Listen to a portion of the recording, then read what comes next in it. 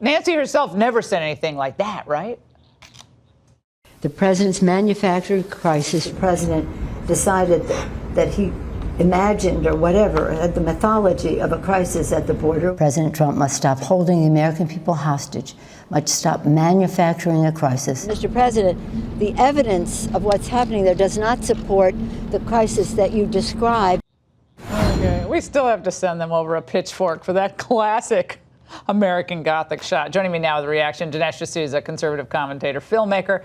Dinesh, it appears that Pelosi is attempting to gaslight Americans here. What do you think? Well, I've been scratching my head because on the face of it, there's a blatant contradiction. She has repeatedly said that there's no crisis. Now, suddenly, she seems to say there is a crisis. So how can you resolve this contradiction? I think there's only one way to do it. And that is that there are actually two separate crises at the border. There's Trump's crisis, and then there's Pelosi's crisis. Now, Trump's crisis is that the border is too porous. People are pouring in. Illegals are getting in. MS-13 gang members are getting in. Now, Nancy Pelosi denies that that's a crisis. When she says that there's no crisis, she means that Trump's crisis does not exist. Now, what is Pelosi's crisis? Pelosi's crisis is the exact opposite. Her crisis is that the border is not porous enough. Not enough illegals are pouring in. So when she says that there's a humanitarian crisis, she means that there are hungry, sick, starving people at the border. We need to let more of them in. So that's I think, the way to resolve this apparent contradiction. She actually wants to see more illegals.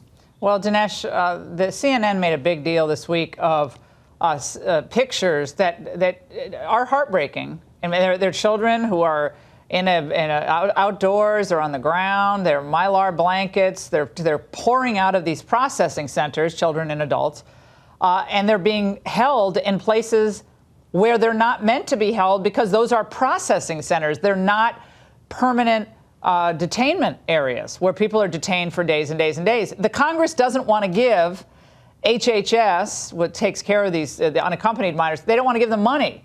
So they complain about, well, look at how these people are. And then they won't admit there's a real problem, do anything about it, stem the problem, or even say, yes, we have to either have semi-permanent structures or permanent structures until these people get their immigration hearings. So everyone's pointing fingers at one another, but you have to have a solution to stop this madness because it's endangering the lives of kids and, frankly, the American people.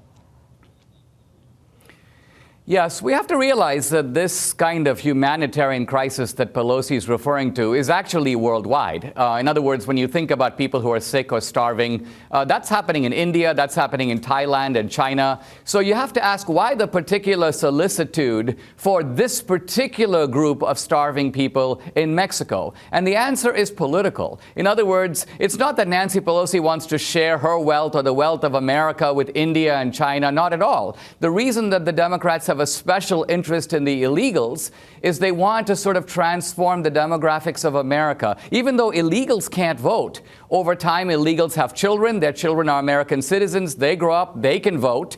And moreover, the blurring of the distinction between legals and illegals, which is not only what the Democrats do, the media does this all the time, is aimed at perpetrating the lie that Republicans, quote, hate Hispanics or hate Mexicans. So by focusing the notion of legal immigrants in America, they can convey this idea that Republicans are somehow against immigrants, which is in fact not the case.